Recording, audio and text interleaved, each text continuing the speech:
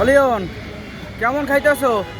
খাবার হ্যাঁ মিজান ভাইয়ের হোটেলে মোটামুটি ভালো, কিন্তু গরমের কারণে খাইতে পারতেছে না। অনেক গরম, অনেক প্রচুর মানে কি গরমে খাওয়া যাইতেছে না?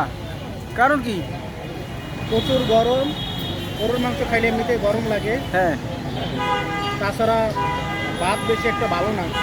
ভাত অনেক মোটা মোটা, মানে মোটা চালের ভাত, বুলেট চালের ভাত। বুলেট চালের ভাত না এই মোটা বেশি চালের ভালো। ভাত তো মানুষ পছন্দ করে। মোটা চালের ভাত তেমন একটা ভালো লাগে না।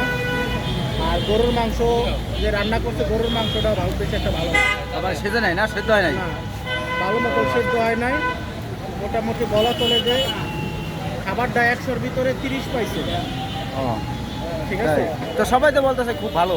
না, সবার মুখের রুচি আমার মুখের রুচি তো আর এক না। সবার মুখের রুচি তো আর এক হবে না। ও আচ্ছা।